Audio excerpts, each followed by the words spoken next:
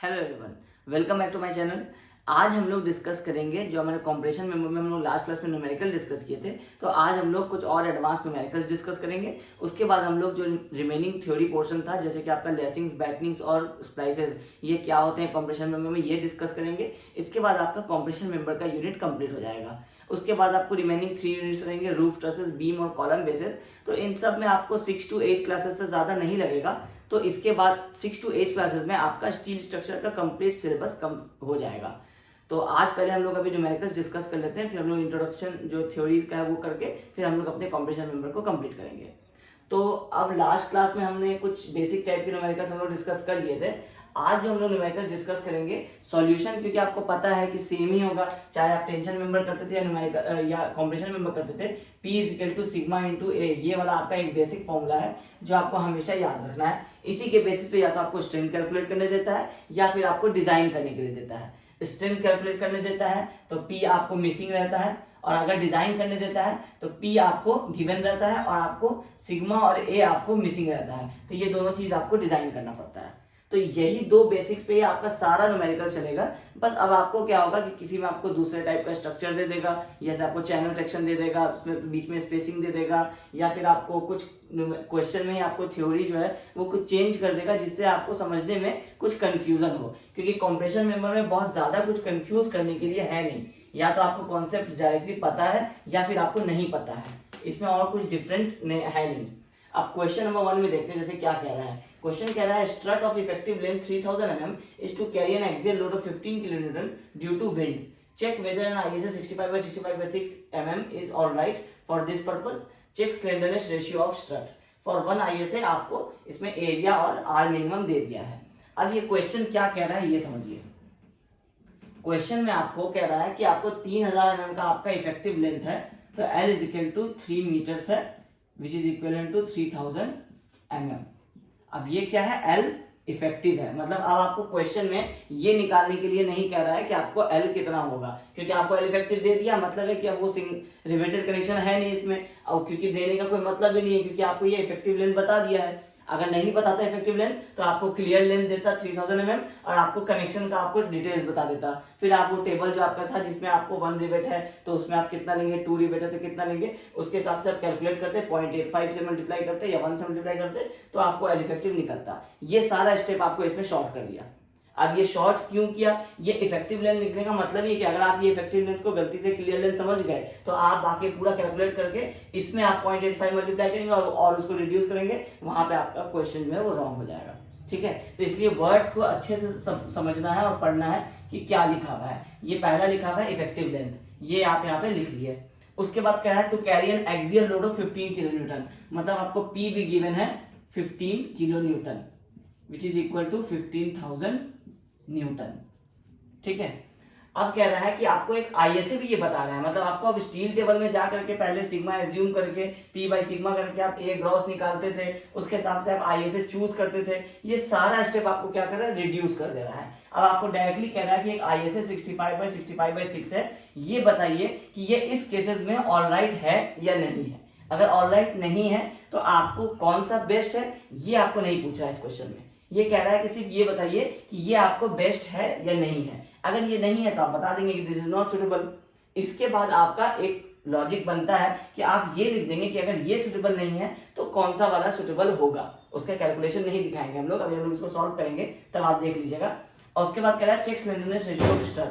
ठीक है, तो इसमें आप क्या करेंगे, लैम्डा भी आपको चेक करने के लिए बोल रहा है, तो लैम्डा भी आपको अननोन है। अब आपको कंडीशंस दे रहा है कि फॉर 1 ISA आपको जो स्टील टेबल में ये दोनों वैल्यूज आपको गिवन रहते थे, तो इसमें आपको दे रहा है A है आपका 744 mm², और R मिनिमम दे रहा है। ये चीज भी ध्यान रखना है कि RX या RY नहीं है, ये R मिनिमम है। तो ये कौन सा वाला मिनिमम होगा आपको इससे कोई मतलब नहीं है, आपका R मिनिमम 12.6 आपको मिल गया है। अब आप सबसे पहला अपना स्टेप क्या कर सकते हैं, चेक स्लेंडरनेस रेशियो आप कर सकते हैं, क्योंकि आपको L पता है, R पता है, तो lambda is equal to L effective by R minimum. ये कितना हो जाएगा, 3000 डिवाइडेड बाई 12.6, तो ये आपको लैम्डा आ जाएगा 238.09 के अप्रॉक्स। अब ये आपको क्वेश्चन में कंडीशन देखिए, अब आप इसको किससे आप चेक करेंगे, 180 से करेंगे या 250 से करेंगे। तो क्वेश्चन में कह रहा है 15 किलोन्यूटन ड्यू टू विंड।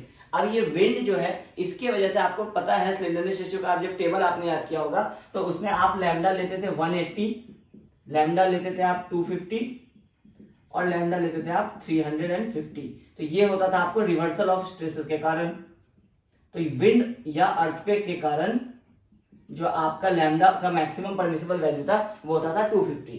तो अब आपको ये पता है कि ये आपको ग्रेटर नहीं है 250 से, इसका मतलब है ओके, मतलब अब आपका 250 तक आपका परमिसिबल लिमिट है विंड या अर्थक्वेक में। क्वेश्चन में विंड है तो उसके हिसाब से आपका जो मेंबर आपको दिया हुआ प्रोवाइडेड, ये आपका स्लेंडरनेस रेशियो के लिमिट के अंदर आ रहा है। इसका मतलब है कि ये स्लेंडरनेस रेशियो में तो आपका ओके।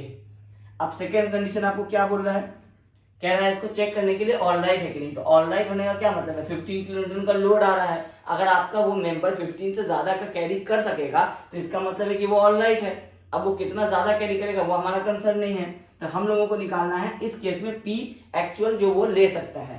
तो P कितना हो जाएगा, sigma AC into A gross.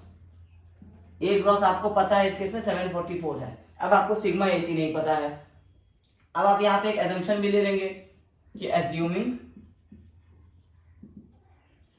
Fy is equal to 250 ampere.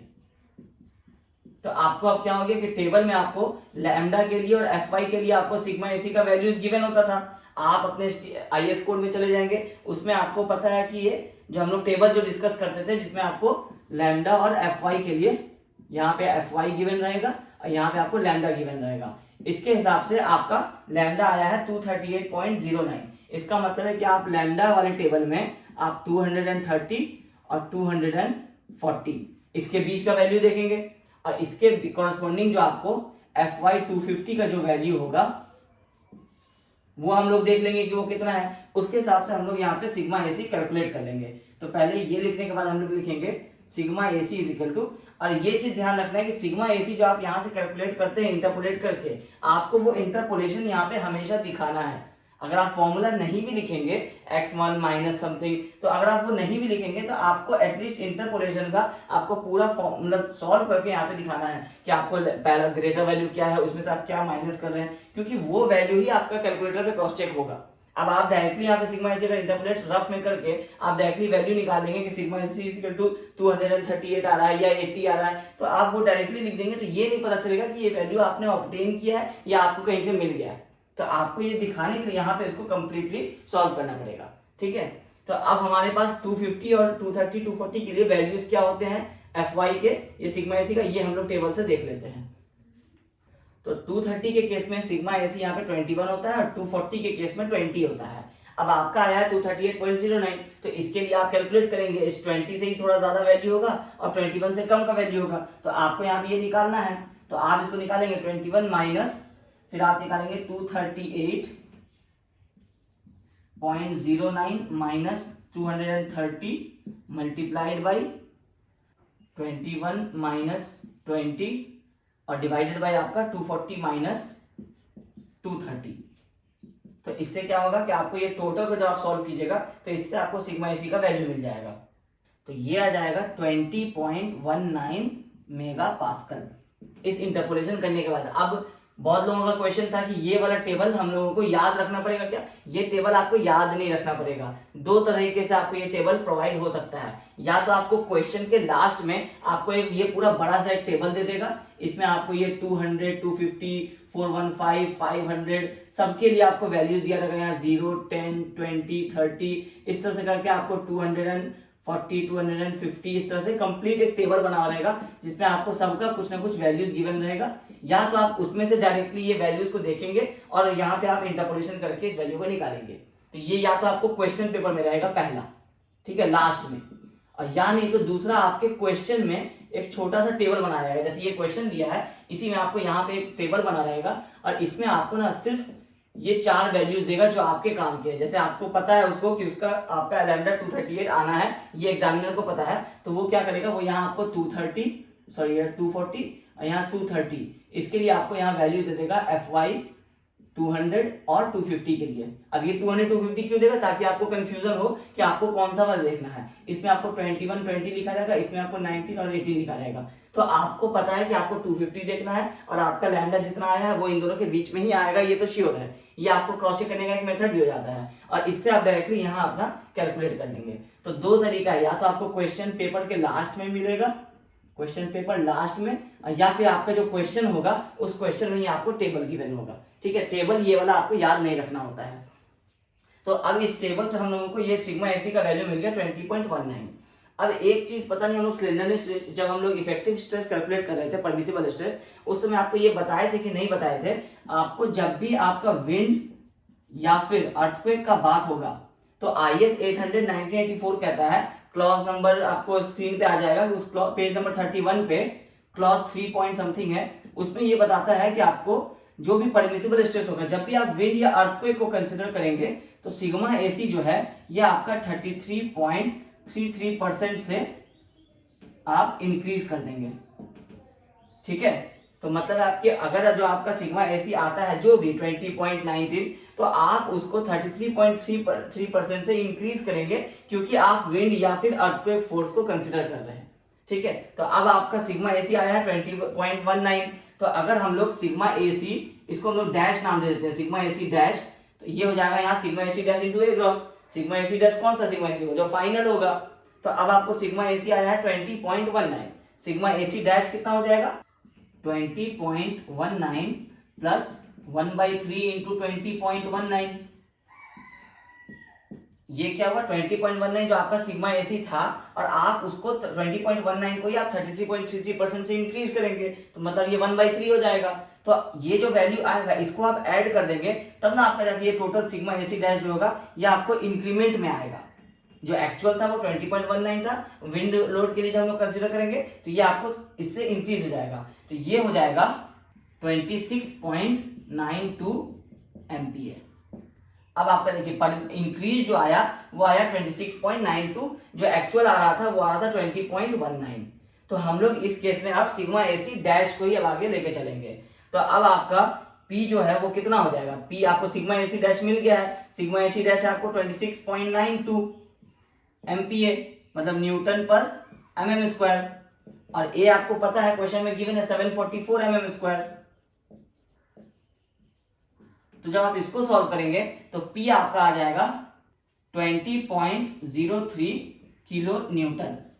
अब ये P है जो आपका वो एंगल जो ISS 65/65 था वो कैरी कर सकता है, और लोड कितना आ रहा है उसके ऊपर 15 किलो न्यूटन। इसका मतलब क्या है कि 15 उसका टोटल लोड आ रहा है उसमें विंड की वजह से, और आपका जो मेंबर है उसका 20 उसका लोड कैरिंग कैपेसिटी है। इसका मतलब है कि देयरफॉर ओके। ठीक है, आप डायरेक्टली आप ओके नहीं लिखेंगे, आप लिखेंगे देयरफॉर दिस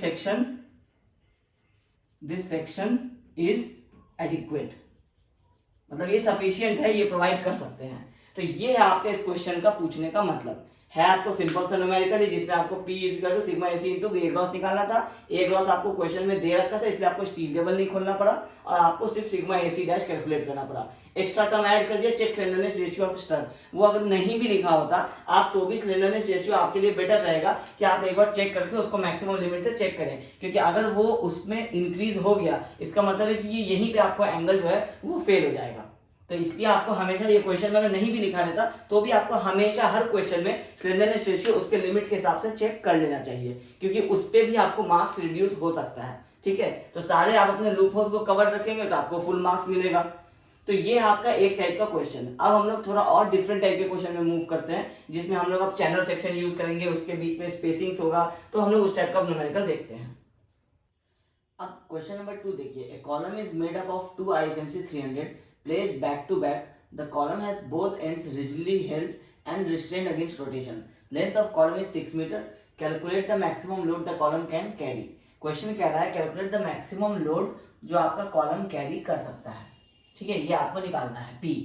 अब उसके लिए आपको सिंगल ISMC के लिए कंडीशन दिया है, जैसे एरिया दिया हुआ है, आपको IXX दिया हुआ है, CY दिया है और IY दिया है। IYY नहीं दिया, IY दिया है। ठीक है, और कह रहा है also find the distance back to back.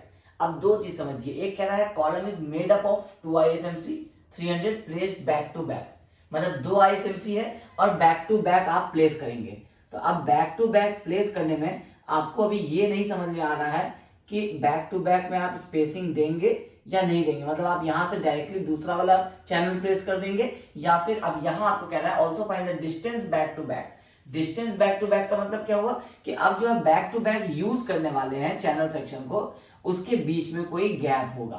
तो इससे आपको ये पता चला कि आप जो चैनल सेक्शन यूज कर रहे हैं उसको आप इस तरह से बिल्कुल यहां से अटैच करके नहीं प्लेस कर रहे हैं। अगर ये लाइन नहीं लिखा होता तो आप बैक टू बैक का मतलब है आप दोनों को कंबाइन करके वो प्लेस कर देते, तो वो आपका हो जाता है एक 2 ISMC 300। ये वाला हाइट जो है ये आपका 300 है। अब क्योंकि दोनों सेम ही ISMC है 300 का ही, तो इसलिए बाकी सारे प्रॉपर्टीज भी जो होंगे वो आपको सेम होंगे। अब इस तरह के क्वेश्चन पूछने का मतलब ये हुआ कि आपको अब इस फिगर को पहले समझिए। IXX आपका जो है वो आपका जो भी गिवन है, जैसे अगर आपका 6326.6 into 10⁴ है तो ये आपको सिंगल के लिए आपको गिवन है, यहाँ लिखा हुआ है फॉर सिंगल ISMC। तो मतलब है कि आपका जब इसको 2 इंटू जो प्रोवाइडेड आप कर देंगे IXX, तो ये आपका निकल जाएगा आपका IXX पूरे सेक्शन का, क्योंकि यहां से ये वाला जो डिस्टेंस है ये आपका यहां से भी जो ये वाला डिस्टेंस है ये सब सेम होगा और इस डायरेक्शन में भी ये सेम ही होने वाला है, इसलिए IXX जो आप 2 इंटू निकालेंगे वो आपको इस पूरे सेक्शन का हो जाएगा। लेकिन जब आप IYY की बात करेंगे तो IYY आपका एक सिंगल, आप इस IY को आप 2 से मल्टीप्लाई करके नहीं निकाल सकते हैं, क्योंकि ये आपका Y एक्सिस का CG है और यहां से इस वाले का जो CG होगा इसका जो ये डिस्टेंस है ये आपको IY जब आप निकालते हैं तो उसमें आप ये वाला डिस्टेंस लेते हैं। अब आपको ये नहीं पता है कि आप ये वाला डिस्टेंस जो है ये आपका कितना है, तो जब आपको ये नहीं पता है तो आप इसके सेंटर से आप ये वाला डिस्टेंस नहीं निकाल सकते हैं। तो इसका मतलब क्या है कि आप इस डिस्टेंस को जितना आप इंक्रीज करते चले जाएंगे उतना आपका ये वाला वैल्यू जो है ये इंक्रीज होता चला जाएगा। जितना ये वैल्यू इंक्रीज होगा उतना आपका IY इसमें इंक्रीज होता चला जाएगा। तो इसका मतलब है कि आपको पहले ये वाला जो डिस्टेंस है, अगर हम लोग इसको 2x नाम दे देते हैं तो आपको पहले ये 2x निकालना पड़ेगा, तभी आपको पता चल पाएगा कि आपका IY क्या हो सकता है IYY, और फिर आपको पता चलेगा कि दोनों में से मिनिमम कौन सा होगा, क्योंकि आपको इसमें IXX दिया है, इसमें सिर्फ IY दिया है, और वैसे भी अगर इसमें IYY भी लिख देता तो ये आपको एक सिंगल ISMC का होता। तो आपको ये नहीं पता चलता कि आपको डबल के केस में क्या करना है। अगर ये वाला चैनल कुछ इस तरह से होता, अगर इस तरह से बैक टू बैक कुछ प्लेस्ड होता तो इस केस में आप डायरेक्टली क्या करते कि ये आपको सेंटर इसका ये इस दोनों के एज पे आता, तो आप डायरेक्टली जो आपको IY गिवन था आप उसको 2 से मल्टीप्लाई कर देते, बट इस केस में आप ऐसा नहीं कर पाएंगे। ठीक है, तो अब ये क्यों हम लोग ऐसा डिस्कस कर रहे हैं, ये भी जब हम लोग सोल्यूशन करेंगे तो आपको समझ में आएगा। अब क्वेश्चन कह रहा है calculate the maximum load the column can carry. Column का मैक्सिमम लोड P क्या होगा, sigma AC into A gross. आपको एक्चुअली ए ग्रॉस लिखना नहीं चाहिए, ए ग्रॉस होता है ये आपको समझ में आना चाहिए, आपको सिग्मा AC इंटू A लिखना चाहिए। अब A आपका सिंगल ISMC के लिए 4564, तो for 2 ISMC 300 A is equal to 2 into ये वाला वैल्यू 4564 mm², तो ये हो जाएगा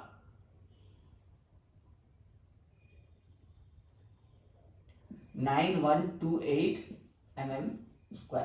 अब ये आपको टोटल का इसका एरिया आपको मिल गया। अब आपको सिग्मा AC निकालने के लिए क्या चाहिए होता है, लैम्डा चाहिए होता है। लैम्डा आपको नहीं पता है तो आप L/R करेंगे। अब L आपको क्वेश्चन में गिवन है 6 मीटर जो है वो आपको टोटल लेंथ है और rigidly held and restraint against rotation at both ends पे है। इसका मतलब है कि आपको रिजिडली हेल्ड का मतलब है कि पोजीशन भी फिक्स्ड है और रोटेशन में भी आपका फिक्स्ड है। इसका मतलब है कि small l equal to 0.65 into capital L हो जाएगा, तो ये हो जाएगा 0.65 into 6 metre is equal to 3.9 metre which is equal to 3900 mm।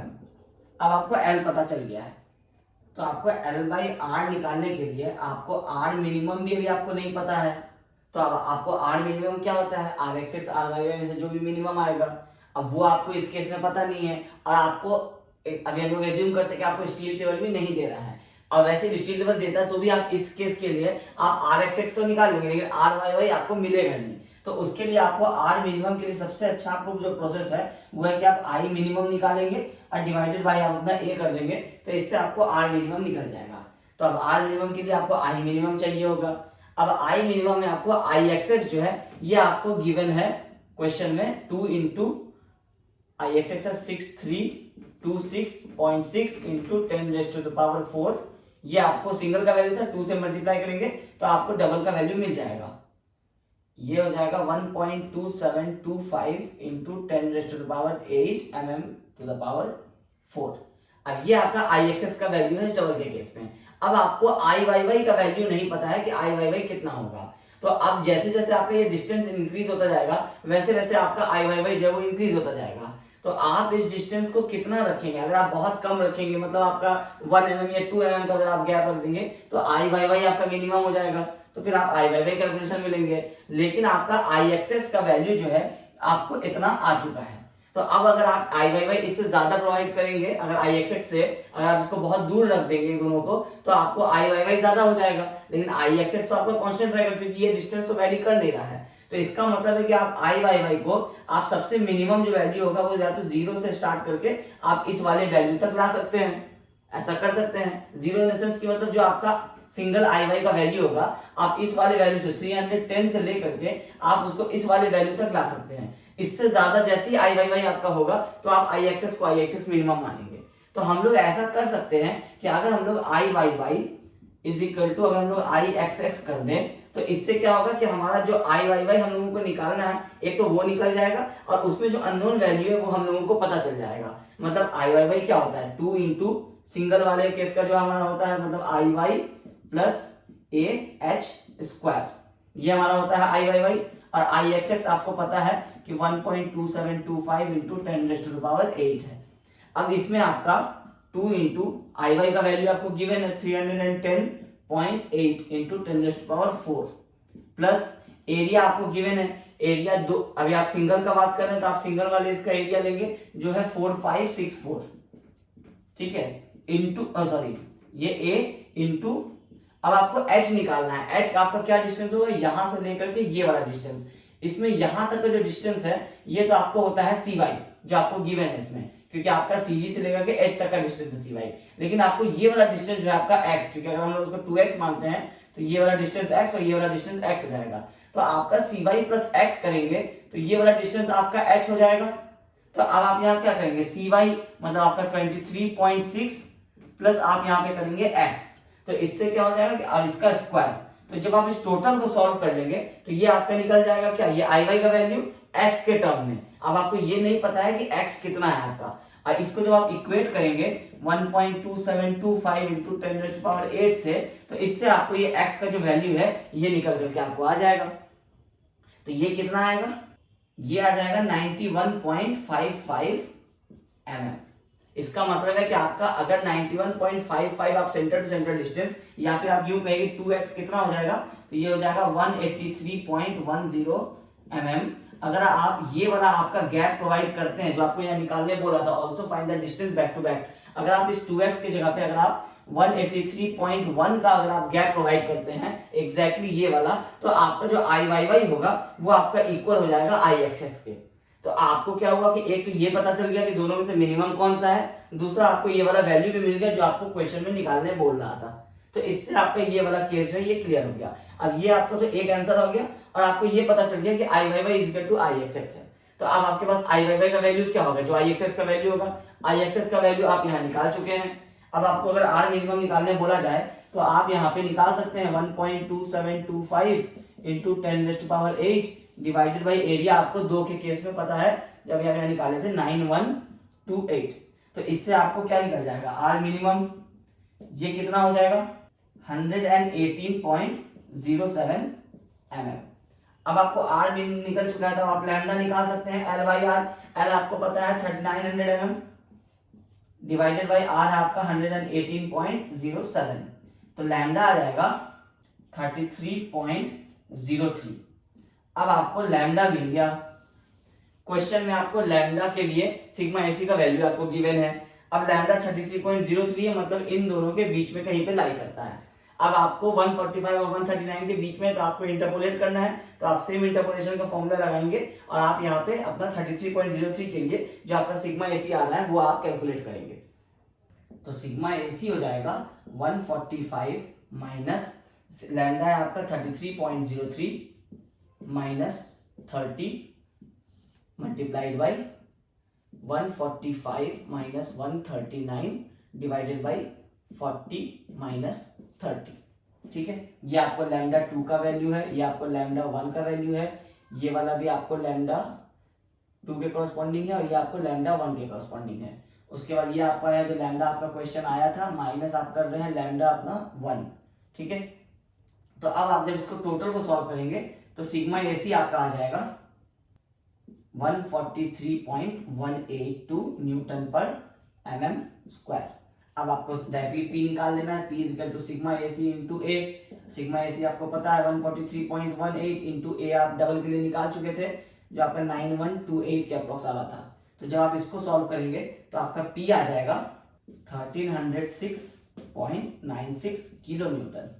ये वो लोड है जो आपका ISMC 300 का डबल चैनल 183.1 के गैप में अगर आप प्रोवाइड करते हैं तो आपको इतना लोड ये कैरी कर सकता है। तो ये आपको क्वेश्चन में पूछा था पहला, calculate the maximum load the column can carry, वो आप निकाल लिए हैं। एक और चीज पूछा था also find the distance back to back, वो आप यहाँ निकाल चुके थे और आपको लैम्डा तो आप उसमें चेक करते ही हैं। तो ये है इस क्वेश्चन के कहने का मतलब, आपको लोड ही निकालना था बट आपको लास्ट क्वेश्चन में जैसे एंगल प्रोवाइड किया हुआ था, इस वाले में आपको क्या किया, चैनल प्रोवाइड कर दिया। आप सिंगल चैनल प्रोवाइड करता तो आपको इतना सारा कैलकुलेशन का जरूरत नहीं पड़ता क्योंकि इसका प्रॉपर्टीज आपको गिवन रहता है। लेकिन जैसे ही आप एक कंपाउंड बना लेते हैं, कंपाउंड चैनल मतलब एक आप मेंबर बना लेते हैं जिसमें आप दो किसी मेंबर को यूज करते हैं और वो मेंबर को आप कुछ अपने डिस्टेंस आप या तो आप इसको अगर 180 ही अगर आप खुद से प्रोवाइड कर देते हैं तो फिर इसका प्रॉपर्टी आपको स्टील टेबल में नहीं मिलेगा। तो इसका प्रॉपर्टीज आपको फिर इस तरह से कैलकुलेट करके ये निकालना पड़ेगा कि आपको आर मिनिमम कितना आएगा। आर मिनिमम डायरेक्टली नहीं निकाल सकते हैं तो आप आई मिनिमम निकाल लेंगे और आई मिनिमम बाई ए करेंगे तो आपको इससे आर मिनिमम निकल जाएगा। तो सिर्फ आर मिनिमम के लिए ये आपको इतना सारा कैलकुलेशन समझ में आना चाहिए, तभी आपको इस तरह का क्वेश्चन जो देगा वो सॉल्व हो पाएगा। अगर क्वेश्चन में आपको सिंगल मेंबर दे दिया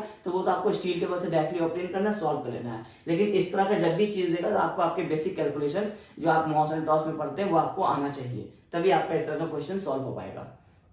ठीक है, तो अब हम लोग मूव करते हैं कोई डिजाइन के क्वेश्चन की तरफ जो सिर्फ थोड़ा और डिफिकल्टी लेवल उससे ज्यादा होगा। अब क्वेश्चन नंबर 3 देखिए, design a principal rafter of a roof truss carrying a load of 200 kilometre in compression and having centre length of 2.36 metre between the joints. Design the end connection with suitable rivets or welds. The thickness of gusset plate may be taken as 8 mm। Question design का है। अब question में क्या दे रहा है आपको component, principal rafter.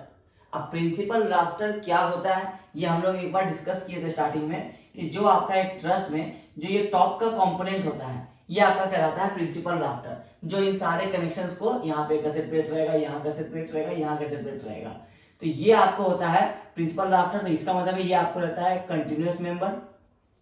और principal rafter का ये प्रॉपर्टी है कि उसमें ज्यादातर हम लोग ना डबल एंगल यूज करते हैं, डबल एंगल गसेट प्लेट के ऑपोजिट साइड में, तो इसलिए इसमें हम लोग यूज करते हैं ज्यादातर 2IA से। तो ये चीज आपको प्रिंसिपल राफ्टर के केस में पता होना चाहिए। अगर आपको ये पता रहेगा तो उसके बाद आपको सिर्फ ये डिजाइन का क्वेश्चन है, थोड़े बहुत और उसमें चेंजेस हैं। अब प्रिंसिपल राफ्टर आपका हो गया, रूफ ट्रस में है carrying a load of 200 kilo Newton.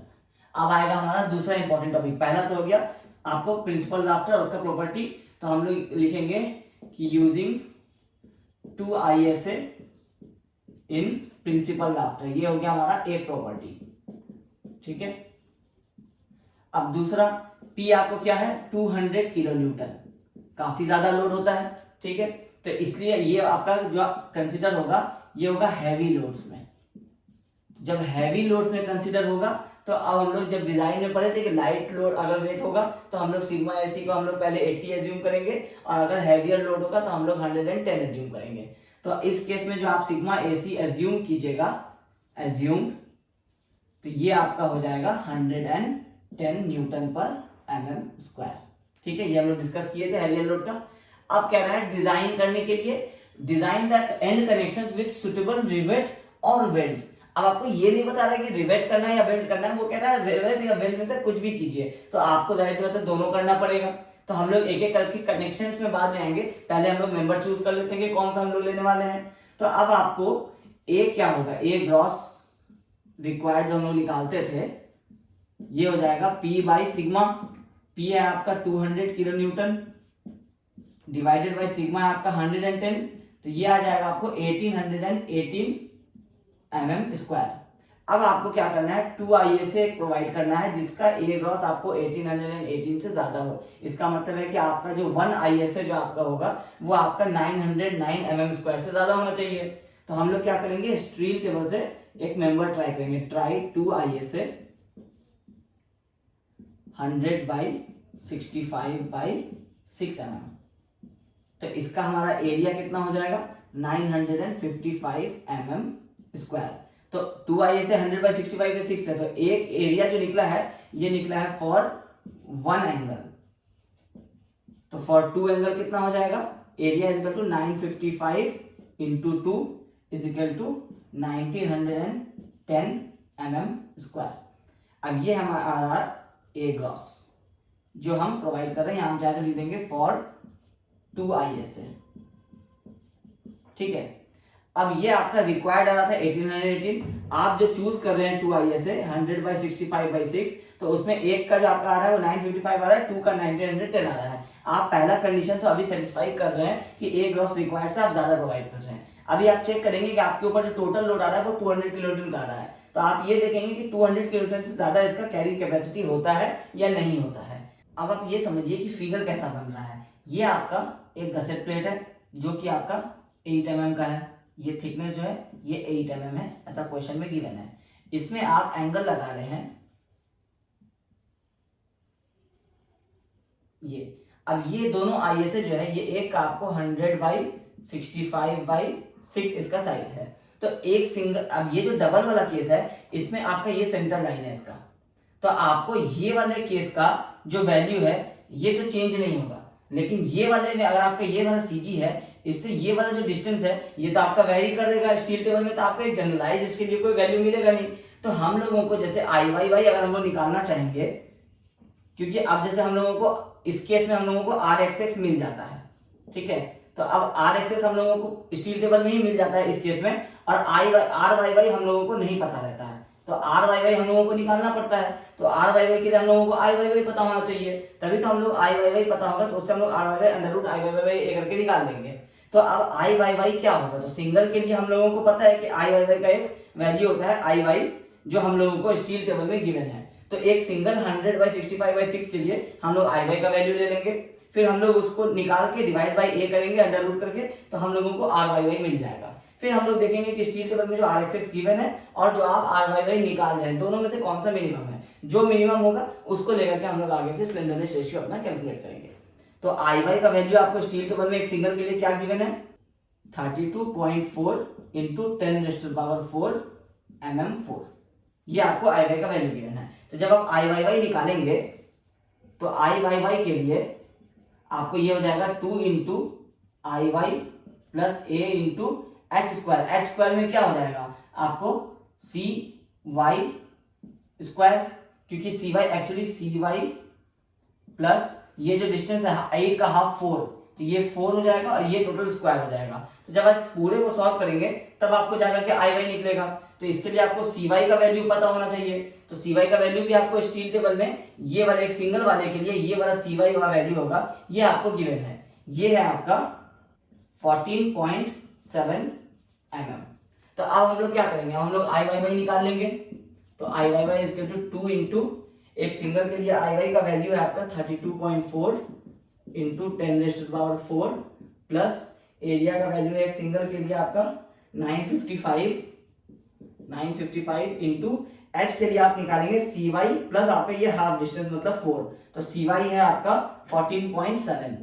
तो 14.7 प्लस 4 ये आपको इस वाले एक्सिस से लेकर के इस वाले के CG तक का टोटल डिस्टेंस हो जाएगा। इसका आप स्क्वायर करेंगे तो इस टोटल को आप सॉल्व करेंगे तो आपका IYY निकल जाएगा, ये हो जाएगा 1315908 mm⁴। अब IYY आपको मिल गया। R मिनिमम आप कैसे निकालते हैं, सॉरी RYY आप कैसे निकालते हैं, ये होता है √IYY बाई A। अब अभी आप डबल के निकाल रहे हैं तो आपका A भी आप डबल करेंगे और IYY तो आप डबल के निकाल ही चुके हैं, तो ये हो जाएगा आपको 1315908 डिवाइडेड बाई डबल का A कितना है 1910, तो 1910, तो RYY आपका आ जाएगा 26.25 mm। अब आर एक्स आपको स्टील टेबल में क्या गिवन था, 31.8 mm। तो इसका मतलब है कि आर मिनिमम आपका कितना आ गया, 26.25 mm। अब ये आर मिनिमम निकल गया तो अब आप लैम्डा निकाल सकते हैं एल बाई आर मिनिमम। अब एल आपको अभी नहीं पता है, तो एल के लिए आपको क्या था, आपको कंडीशन क्या गिवन है, ये है टोटल सेंटर टू सेंटर 2.36, मतलब इस वाले सेंटर से इस वाले सेंटर तक 2.36 है। तो इसमें अगर आप कंडीशंस आप देखेंगे तो आपको कह रहा है कि ये कंटिन्यूअस है, क्योंकि आपको प्रिंसिपल राफ्टर है, तो ये आपको पता चल गया। तो अब कंटिन्यूअस के केस में आपको पता है कि 0.7 से 0.85 आपका टोटल इसका इफेक्टिव लेंथ हो सकता है। अब 0.7 के लिए आपको इसमें कोई कंडीशन क्वेश्चन में गिवन नहीं है कि आपका फिक्सिडिटी कहीं पे है कि नहीं है, तो जब कहीं पे कुछ नहीं गिवन है तो हम लोग 0.85 वाला वैल्यू को लेंगे। तो आप 0.85 का वैल्यू लेंगे तो एल क्या हो जाएगा, 0.85 इंटू 2360 mm, ये हो जाएगा L effective divided by R minimum आया आपका 26.25 mm। तो अब इससे आपका लैम्डा कितना आ जाएगा, ये आ जाएगा 76.19 mm, जो कि आपको लेस है 180, क्योंकि आपको एंगल आप रूफ ट्रस की बात कर रहे हैं तो 180 से मिनिमम होना चाहिए, वो इससे मिनिमम है। अब लैम्डा आपका सेटिस्फाई हो गया, एफ वाई आपको पता है कि आप 250 एमपीए ले रहे हैं, तो आप उसके अकॉर्डिंगली आप अपना सिग्मा एसी कैलकुलेट कर लेंगे एक्चुअल, जो कि आपका एक टेबल आप अपने जो आपको पता है कंप्रेशन के लिए, आप उस टेबल में जाएंगे, एफ वाई और लैम्डा के रेस्पेक्टिवली आपका लैम्डा 76 है, तो मतलब आप 70 और 80 के बीच का जो वैल्यू होगा वो आप इंटरपोलेट करके निकाल लेंगे। हम डायरेक्टली इस बार आपको वैल्यू लिख देते हैं, ये है 105.19 एम्पियर, ठीक है। इंटरपोलेशन आप बार बार नहीं करेंगे, आप कर लीजिएगा। अब ये आपका सिग्मा एसी मिल चुका है, आपको निकालना है पी। पी है आपको सिग्मा एसी जो आप एक्चुअल आ रहा है इनटू ए। अब सिग्मा एसी आ रहा है 105.19 और ए आपको आया था 1910। तो जब आप इसको सॉल्व करेंगे, ये mm स्क्वायर है और ये न्यूटन पर mm स्क्वायर है, तो ये कट जाएगा, न्यूटन में आएगा, हम इसको डायरेक्टली किलो न्यूटन में लिख दे रहे हैं। ये है आपको 200.91 किलो न्यूटन। अब आपका टोटल लोड जो आ रहा था वो आ रहा था 200 किलो न्यूटन। आप जो मेंबर चूज कर रहे हैं वो आप 1818 रिक्वायर्ड रहा था, आप 1910 प्रोवाइड किए और ये टोटल लोड कैरी कर पा रहा है 200.91 which is greater than 200 kilo Newton. Therefore आप इस मेंबर को यूज कर सकते हैं। अब ये हुआ आपका मेंबर का कैलकुलेशन, ये पूरा हो गया आपका डिजाइन। लेकिन अब आपको अभी कह रहा है कि आप सुटेबल कनेक्शन भी प्रोवाइड कीजिए, या तो रिवेटेड या वेल्डेड। तो इस केस में आप कैलकुलेट करके निकालेंगे, एक तरफ रिवेटेड निकालेंगे, फिर आपको वेल्डेड भी निकालना पड़ेगा, मतलब आपको 2 कनेक्शन इसमें करना है। अब कनेक्शन में पहला हम लोग बात करते हैं रिवेटेड कनेक्शन का, क्योंकि हम लोगों को दोनों निकालना है। दूसरा हम लोग बात करेंगे वेल्डेड कनेक्शन का। अब रिवेटेड के केस में हम लोग सबसे पहले फाई निकालते थे 6.01 अंडर रूट टी। टी आपका मिनिमम कितना है, 6 mm का आप यूज करें क्योंकि गसेट प्लेट 8 का है, तो ये हो जाएगा 6.01 अंडर रूट 6, तो ये हो जाएगा आपको 14.69 mm। अब आप चाहे तो 14 का भी ले सकते हैं, 16 का भी ले सकते हैं, या फिर आप इससे, ये आपका एक्चुअली आ गया मिनिमम, इससे कम आप नहीं प्रोवाइड करेंगे, मतलब आप 14.69 है तो 14 से कम नहीं प्रोवाइड करते हैं। तो हम लोग अब क्या करते हैं, कुछ भी ले सकते हैं, तो हम लोग क्या करेंगे 20 mm का एज्यूम कर सकते हैं। आप चाहें तो इस स्टेप को छोड़ के आप डायरेक्टली भी एज्यूम कर सकते हैं, बट क्योंकि आपको जब रिवेटेड कनेक्शन डिजाइन करना है तो इसलिए आपको बेटर रहेगा कि आप अपने सारे स्टेप्स को लिखें, ठीक है। तो अब ये आ गया आपका, आप 20 mm का नॉमिनल डायमीटर एज्यूम कर रहे हैं, तो अब आपका ग्रॉस डाया कितना हो जाएगा, ये हो जाएगा 20 + 1.5 = 21.5 mm। अब ग्रॉस डाया हो गया। अब हम लोग क्या करेंगे, रिवेट वैल्यू निकालना है हम लोगों को, तो हम लोग शियरिंग और बियरिंग चेक करेंगे। उसके पहले हम लोग यहां लिखेंगे assuming power driven shop rivet. इससे क्या होगा कि हम लोगों का यहाँ पे आप वैल्यूज भी एक्चुअली लिख देंगे, इसके पहले आप यहाँ लिख देंगे tau VF = 100 MPa and sigma PF = 300 MPa। अब आपको निकालना है शेयरिंग। शेयरिंग हो जाएगा π/4 × 21.5 स्क्वायर × 100, और ये आपको एक्चुअली डबल एंगल है तो इसमें 2 से मल्टीप्लाई हो जाएगा। ये है, यहाँ से आपका गसेट प्लेट है और यहाँ आपका फिर से एक और एंगल इस तरह से लग रहा है, तो यहाँ अगर आप कनेक्शन की बात कर रहे हैं तो यहाँ आपका डबल आ जाएगा। तो इस टोटल वैल्यू को आप 2 से मल्टीप्लाई कर देंगे तो आपका डबल शेयर में शेयरिंग का वैल्यू आ जाएगा। फिर आप बात करेंगे बियरिंग का, तो बियरिंग के केस में आपको डायमीटर है 21.5, थिकनेस है मिनिमम 6 और आपका सिग्मा पीएफ है 300। तो इससे आपका बियरिंग का वैल्यू आ जाएगा। तो शेयरिंग आ जाएगा 65.34 किलो न्यूटन और बियरिंग आ जाएगा 46.44 किलो न्यूटन। इसका मतलब है कि आपका रिवेट वैल्यू क्या हो जाएगा 46.44 किलो न्यूटन। तो जब रिवेट वैल्यू मिल गया तो आपको नंबर ऑफ रिवेट्स मिल जाएगा P बाई आर वी करके। P है आपका 200 इंटू 10⁻³ divided by R 200 kilo newton. Directly कर देंगे क्योंकि रिवेट वैल्यू किलो न्यूटन में है। ये हो जाएगा 46.44। तो ये आपको आ जाएगा अप्रोक्सीमेटली ये इक्वल टू आ जाएगा 4.3। इसका मतलब आप 4 तो प्रोवाइड करेंगे नहीं, तो मतलब आप 5 रिवेट्स प्रोवाइड करेंगे। अब ये हो गया आपको नंबर ऑफ रिवेट्स। अब आपको इसका पिच और गेज निकाल के अरेंजमेंट दिखाना पड़ेगा। तो पिच हो जाएगा 2.5 इंटू नॉमिनल डाया, नॉमिनल लिए थे हम लोग 20, मतलब है कि आपको 50 mm पिच देना होगा मिनिमम। और एज डिस्टेंस आपको देना होगा 2 इंटू नॉमिनल, तो इसका मतलब है कि 36। तो आप यहाँ प्रोवाइड करेंगे मिनिमम 40 mm। तो 40 mm आप एज देंगे, 50 mm आप पिच डिस्टेंस देंगे और आपको यहाँ पे कनेक्शन डिजाइन करके बताना पड़ेगा कि आपको टोटल 5 रिवर्स प्रोवाइड करने हैं। ये प्लेट है, ये आपका गसेट प्लेट है और यहाँ आप पहला वाला जो आपका डिस्टेंस होगा सेंटर टू सेंटर ये होगा आपका 40 mm और उसके बाद आप 50 के पिच पे आप टोटल 5 रिवर्स प्रोवाइड करके दिखाएंगे और फिर यहाँ पे आप 40 का स्पेस छोड़ेंगे, फिर ये आपका कनेक्शन यहाँ क्लोज हो जाएगा। तो आपको ये जो हम लोग पहले बनाते थे, आपको ये वाला फिगर यहाँ बना के इस वाले को ऐसे दिखा देना। अब ये हुआ आपका रिवेटेड कनेक्शन में। अब आपको क्या करना है वेल्डेड कनेक्शन। तो आप वेल्डेड कनेक्शन के लिए आपको टी मिनिमम कितना आप यूज कर रहे हैं 6 mm यूज कर रहे हैं। तो इसका मतलब है कि आपको जो मिनिमम आपका जो वेल्ड थिकनेस होगा टी वेल्ड ये क्या हो जाएगा 3 mm हो जाएगा। अब क्योंकि आप गसेट प्लेट में इस तरह से आप एंगल को एज्यूम कर रहे हैं कि आप कनेक्ट कर रहे हैं, या अगर आप कोई सा भी केस ले लें तो आपका ये क्या होगा, ये आप इधर करेंगे और इधर करेंगे आप अपना वेल्डिंग। तो कोई भी केस में आपका क्योंकि राउंड एज हो रहा है तो इसका मतलब है कि 3/4 इंटू टी मिनिमम, यही टी जो आपका प्लेट का है, तो आप ये आपका मैक्सिमम आ जाएगा जो आप यहाँ वेल्ड प्रोवाइड करेंगे। तो आप जब मैक्सिमम यूज कर रहे हैं 6 का तो 3/4 इंटू 6 हो जाएगा। तो इसका मतलब है कि आपको 4.5 mm आपका मैक्सिमम साइज ऑफ वेल्ड आएगा। अब 3 से 4.5 के बीच में आपको कोई सा भी वेल्ड का थिकनेस प्रोवाइड करना है, उसके हिसाब से आपका लेंथ निकल करके आ जाएगा कि कितना mm का आप लेंथ देंगे। तो आप एज्यूम करेंगे कि एज्यूमिंग कोई सा भी 3 mm 4 mm 4.5 mm, तो हम लोग सबसे पहले 3 mm से स्टार्ट करते हैं। Assuming 3 mm thick weld.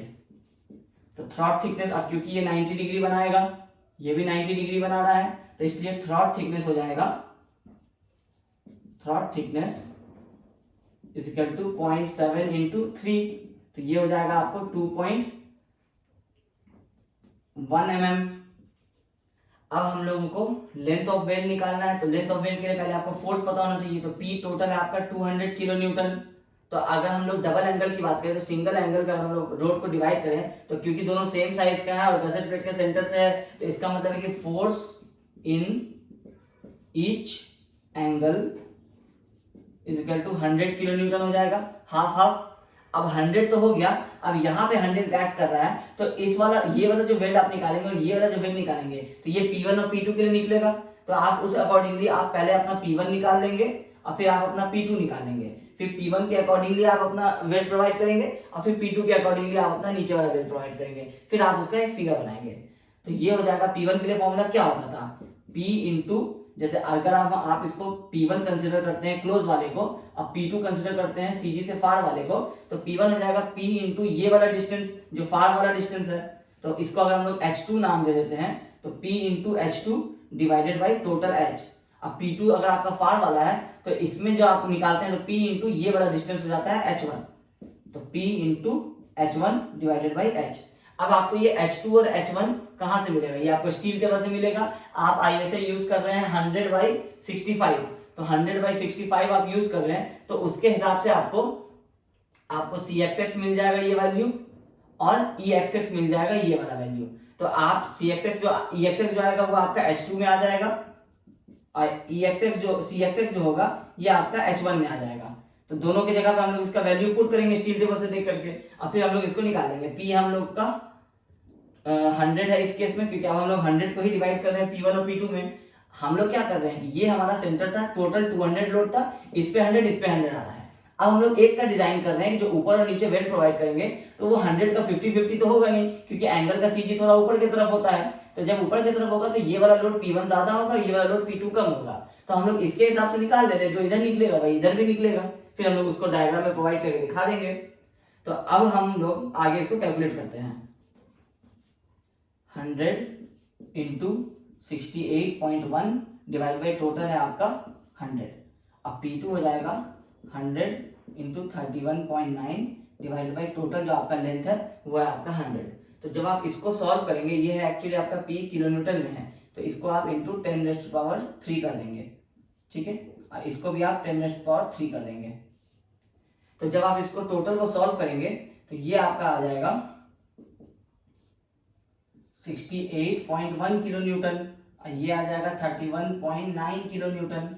अब आपको ये पता चल गया, तो आप 68.1 किलो न्यूटन के लिए आप क्या करते थे, अगर आप यहाँ पे लेंथ ऑफ वेल्ड निकालना चाहेंगे तो आप total P is to K into T into L into जो आपका टाउ होता था इसके लिए, जो आप 108 लेते थे वेल्ड के केस में, और दूसरे ये P1 के लिए हुआ। फिर आप P2 के लिए वही करेंगे, K into T into L into 108, ये आपका हो जाएगा। तो इसमें आपका P1 आपको पता है कि P1 के जगह पे आप पुट करेंगे 68.1, अब P2 की जगह पे आप पुट करेंगे 31.9। तो इसके हिसाब से जब आप निकालेंगे तो आपको L1 निकल जाएगा और L2 निकल जाएगा। तो L1 आ जाएगा आपका 300.26 mm और L2 आ जाएगा 140.65 mm। ये आपका रिक्वायर्ड लेंथ आ रहा है। तो आप इसे ज्यादा प्रोवाइड करेंगे तो आप 305 mm इसको प्रोवाइड कर देंगे, और इसको भी ज्यादा करेंगे तो 145 mm प्रोवाइड कर देंगे। तो अब आपका दोनों साइड का लेंथ मिल गया 305 145, मतलब यहाँ आप देंगे 305 का वेट, यहाँ आप देंगे 145 का वेट। अब आपको इसका एक डायग्राम बनाना पड़ेगा। ये आपका इस तरह से गसेट प्लेट आएगा, यहां से आपका प्लेट चल रहा है एंगल। अब आपको इसमें कनेक्शन बनाना है, तो इस वाले साइड में आप x1 देंगे 300 का, 305 का, और इस वाले में आप देंगे 145 का, क्योंकि यहाँ पे आपका एंगल इस तरह से है तो ये उसका CG होगा, तो ये नियरेस्ट है। तो ये आपको टोटल हो जाएगा 305 mm, और ये हो जाएगा आपका 145 mm। तो और ये तो आपको इधर लेंथ प्रोवाइड करने की जरूरत ही नहीं पड़ी, क्योंकि आपको ये 305 145 में ये आपका कंप्लीट हो गया। अब आप 305 है तो आप 350 mm का ये वाला ओवरलैप दे सकते हैं। ये दिखाने की वैसे जरूरत भी नहीं पड़ती है आपको, आप सिर्फ दो साइड में ऊपर नीचे लेंथ दिखा देंगे, ये सफिशिएंट हो जाएगा कि आप वेल्डेड कनेक्शन करेंगे तो ये सिस्टम होगा, अगर रिवेटेड करेंगे तो इस तरह से आपको प्रोवाइड करना होगा। तो रिवेटेड आप कर रहे थे तो आपको टोटल 4 पिचेस आ रहे थे, जो 200 और ये आपको 40 40 80, तो इसमें भी अप्रोक्सीमेटली 280 290 का आपको कनेक्शन लग ही रहा था। इसमें भी आपको 305 का आपको कनेक्शन रिक्वायर्ड हो ही रहा है। तो लेंथ आपको दोनों में सेम ही रिक्वायर्ड होगा कनेक्शन बनाने का, जिसको हम ओवरलैप बोलते हैं, लेकिन आपका वेज जो होगा उसमें आपको रिवेटिंग करना होगा, इसमें आपको वेल्डिंग करना होगा। तो ये सिस्टम आपको अलग अलग हो जाएगा। तो क्वेश्चन आपको कह रहा था डिजाइन करने के लिए आप मेंबर निकाल दिए थे, उसका क्वेश्चन आपको कह रहा था डिजाइन सुटेबल रिवेट या फिर वेल्ड, तो आप सुटेबल या तो रिवेट से निकाल लिए या फिर आप वेल्ड से भी निकाल लिए। रिवेट के केस में जैसे हमारा 14 आ रहा था, तो हम 14 के लिए हम यहाँ 20 अपना चूज किए थे, तो आप 14 16 18 आप कुछ भी चूज कर लेंगे, आपका उसके अकॉर्डिंगली आपका आंसर आ जाएगा। तो ये है आपका एक तरह का डिजाइन का क्वेश्चन। आपको कंप्रेशन मेंबर में आप अब तक देख ही चुके होंगे कि आपको सारे न्यूमेरिकल जो है उनका बेसिक कॉन्सेप्ट जो है वो एक जैसा ही है। आपको सिर्फ उसमें किस तरह से आपको क्वेश्चन रीड करना है और कैसे अप्लाई करना है, ये आपका इंपॉर्टेंट हो जाता है। तो अब हम लोग मूव करते हैं वो हमारे जो स्मॉल स्मॉल थ्योरीज है, लेसिंग, बेटनिंग और हमारा कॉलम स्प्लाइसेस, हम लोग उसको जानते हैं कि वो क्या होता है।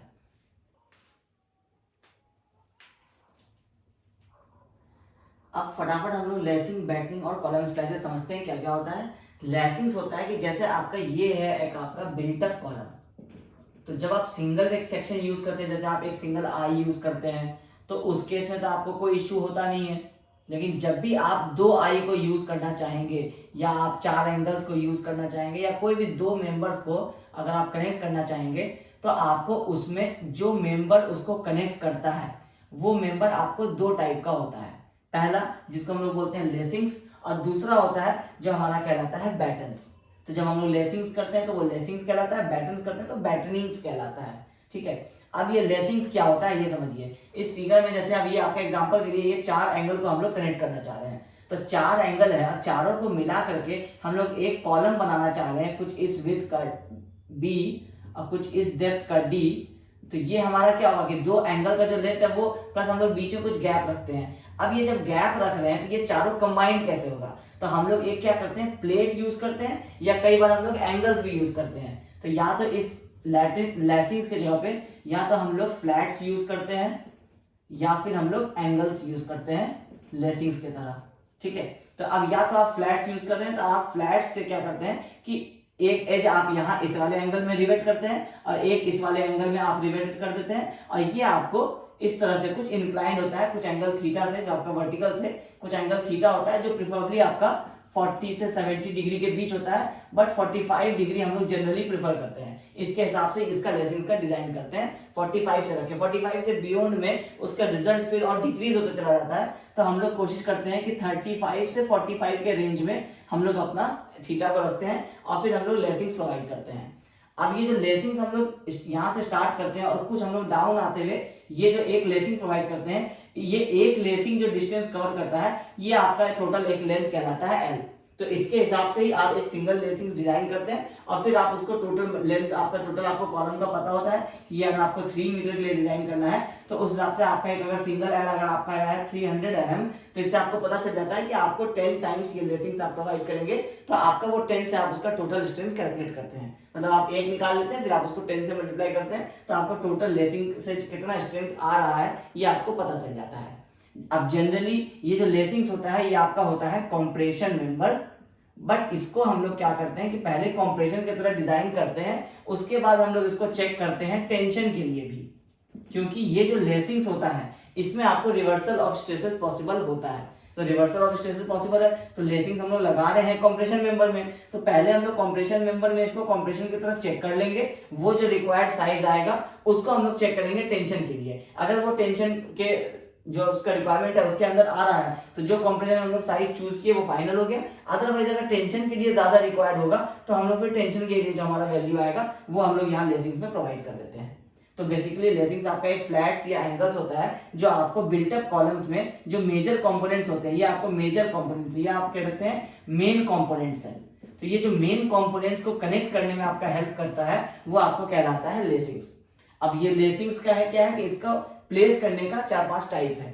अब जैसे कि अभी हम लोग ये लेसिंग प्रोवाइड कर रहे हैं, हम ये जो फेस बना रहे हैं अभी ये हमारा हम यहाँ से एलिवेशन देख रहे हैं, तो जब हम यहाँ से एलिवेशन देख रहे हैं तो हमको ये वाला एंगल और ये वाला लेसिंग्स दिखाई दे रहा है। तो ये एंगल है ये वाला एंगल है आपका ये वाला, और ये जो आप लेसिंग्स देख रहे हैं ये आपका ये वाला है। तो अब इसके हिसाब से आपका पहला है जैसे single flat lacing non intersecting. Single flat lacing मतलब क्या है, ये आप इस वाले फेस में आप सिर्फ अभी अपना लेसिंग्स दे रहे हैं लेकिन आप ऑपोजिट वाले साइड में आपका लेसिंग्स नहीं है। अगर ऑपोजिट वाले साइड में लेसिंग्स होगा और अगर वो आपको इसी डायरेक्शन में होगा तब तो आपको वो दिखाई नहीं पड़ेगा, लेकिन अगर ये ऑपोजिट डायरेक्शन में कुछ इस तरह से होता तो आपको ये इस तरह से डॉटेड करके यहाँ से इस तरह से दिखाई देता, क्योंकि ये आपका यहाँ का लेसिंग्स होता। तो यहाँ का लेसिंग्स अगर आप यहाँ एलिवेशन से देखेंगे तो ये आपको इस तरह से डॉटेड करके दिखाई देगा। तो ये कहलाता है आपको डबल लेसिंग। अगर इस तरह से ऐसे करके अगर आपका पीछे के साइड में अगर प्रोवाइड किया गया तो ये कहलाएगा सिंगल फ्लैट लेसिंग। और नॉन इंटरसेक्टिंग होता है कि ये जो आपका 2 फ्लैट्स अगर एक ही रिवेट से कनेक्ट कर दिया जाए तो ये आपका कहलाएगा इंटरसेक्टिंग कहलाएगा। और जब आप इसको अलग अलग करेंगे, जैसे यहाँ से एक फ्लैट आया यहाँ, ये इसको आप यहाँ एक रिवेट से कनेक्ट कर दिए, फिर यहाँ से आप दूसरा वाला एक फ्लैट ले गए और इसको आप अलग एक दूसरे रिवेट से कनेक्ट कर रहे हैं, तो ये कहलाता है आपका नॉन इंटरसेक्टिंग। तो ये आता है आपको सिंगल फ्लैट लेसिंग्स में। फिर आता है आपको सिंगल फ्लैट लेसिंग इंटरसेक्टिंग, जो हम यहाँ बनाए हुए फिगर में, ये एक ही रिवेट से दोनों लेसिंग्स को आप कनेक्ट कर दिए हैं।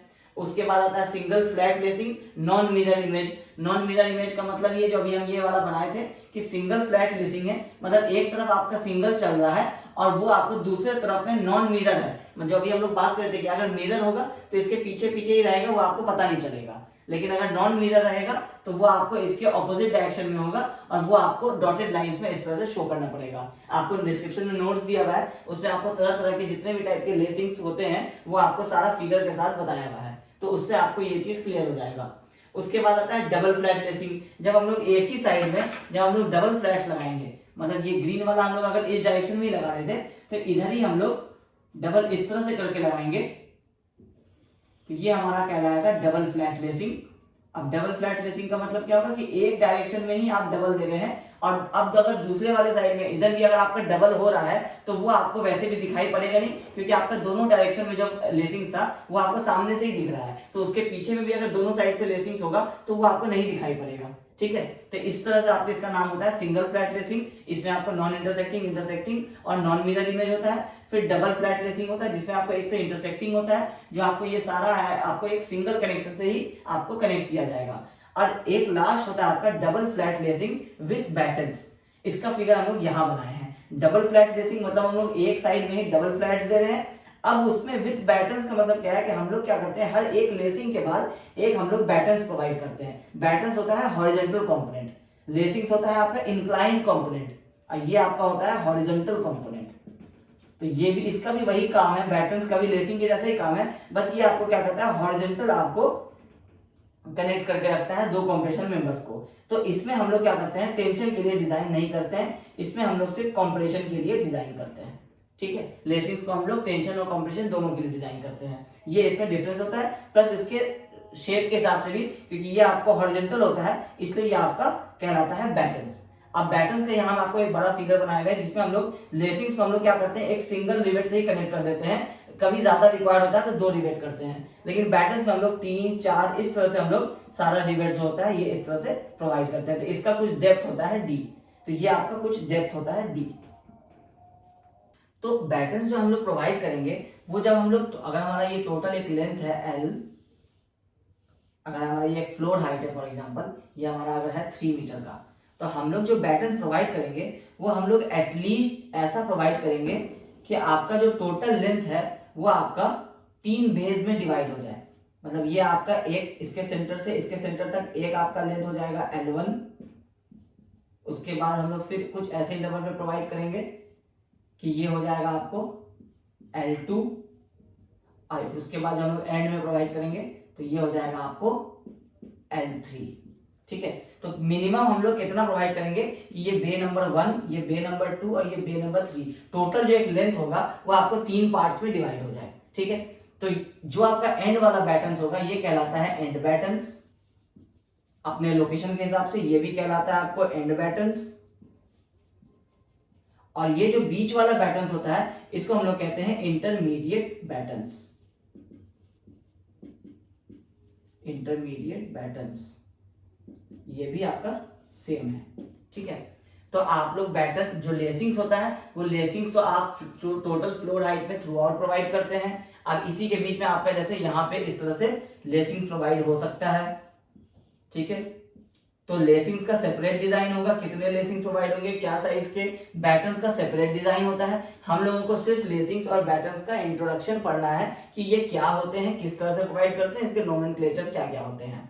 ठीक है, अब इसके बाद आता है हमारा कॉलम स्प्लाइसेस। कॉलम स्प्लाइसेस क्या होता है कि फॉर एग्जांपल अगर आपका यहाँ से कोई कंटिन्यूअस कॉलम आ रहा है और आपका यहाँ तक आकर के वो एंड हो गया, इतने साइज का ही आपके पास मेंबर अवेलेबल था।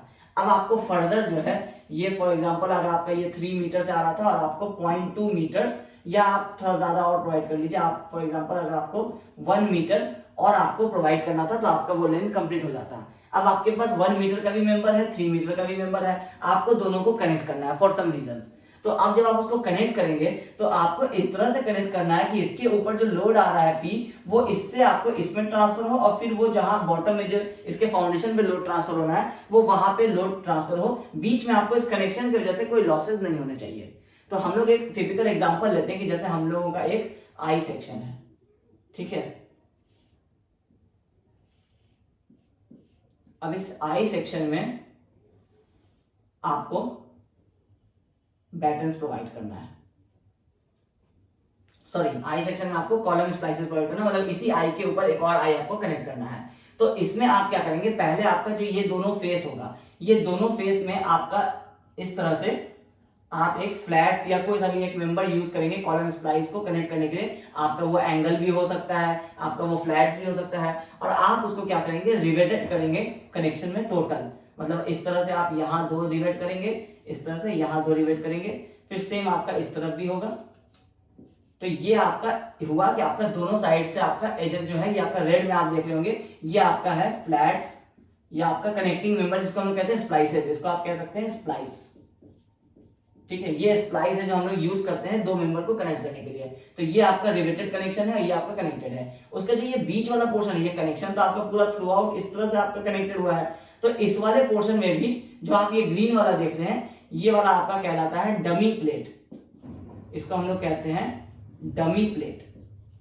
ये क्या है कि ये वाला आपका डिजाइन करते हैं आप इन दोनों को, कि आपको कितना रिवेट होल चाहिए, कितना आपको उसमें रिवेट्स का रिक्वायरमेंट होगा, क्या प्लेट का साइज होगा, जो ये आपका फोर्स लग रहा है इसके ऊपर वो आपका टोटल नीचे वाले मेंबर में डिस्ट्रीब्यूट हो जाए, वो सारा हम लोग करते हैं कॉलम स्प्लाइसेस के डिजाइन में। लेकिन ये वाला जो कनेक्शन है, ये हम लोग सिर्फ 2 रिवेट होल ऊपर और 2 रिवेट हम लोग नीचे से इस पे कनेक्ट कर देते हैं, ताकि इस बीच वाले पोर्शन में कहीं पे कोई मूवमेंट ना हो जाए। तो इसको रिस्ट्रिक्ट करने के लिए हम दोनों तरफ प्लेट लगाते हैं और उसको इस तरह से कनेक्ट कर देते हैं। तो ये होता है आपका कॉलम स्प्लाइसेस। यही वाला आपको इस तरफ का हम लोग आपको एलिवेशन ये वाला देख रहे हैं, इसमें आपको जैसे रिक्वायर्ड हुआ कि आपको टोटल 8 रिवेट्स आपको लगाने हैं, तो 4 आपको ऊपर की साइड में लगाएंगे, 4 आप नीचे की साइड में लगाएंगे। तो एक तरह का ये आपके जो आप रिवेटेड कनेक्शन में पढ़ते थे, ये आपका वो वाला चीज हो गया। ये आपका एक प्लेट है और ये वाला आपका दूसरा वाला एक प्लेट है। आप इसको डबल कवर बट ज्वाइंट की तरह आप इस तरह से कनेक्ट कर रहे हैं। ये आपका दोनों प्लेट है, इसमें आप इस तरह से कवर प्लेट लगा रहे हैं ऊपर और नीचे। तो ये इस तरह से आपका डिजाइन होता है। एक्चुअली ऐसा एग्जैक्ट डिजाइन नहीं होता है, कॉलम स्प्लाइसेस के लिए अपना एक डिजाइन प्रोसेस होता है, तो उसको हम लोग यूज करके हम लोग निकालते हैं टोटल नंबर ऑफ रिवेट्स कितना आएगा, और उसके हिसाब से हम लोग फिर प्रोवाइड करते हैं। तो ये है आपको लेसिंग्स, बैटनिंग्स और कॉलम स्प्लाइसेस, इनका आपको इंट्रोडक्शन पता होना चाहिए, क्योंकि ये आपके आगे जब आप फर्दर स्टडी करेंगे तो उसमें आपको इनका फिर और एडवांस पार्ट आपको मिलेगा, जो इसका कैलकुलेशंस मिलेगा।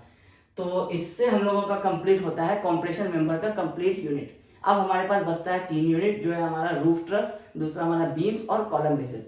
तो इन तीनों के लिए आपको पहले हम लोग स्टार्टिंग में जैसा बताए थे कि 6 to 8 क्लासेस में आपका ये नेक्स्ट क्लास से कंप्लीट हो जाएगा। तो नेक्स्ट हम लोग अब स्टील रूफ ट्रस में हमारा नेक्स्ट स्टील स्ट्रक्चर का क्लास होगा।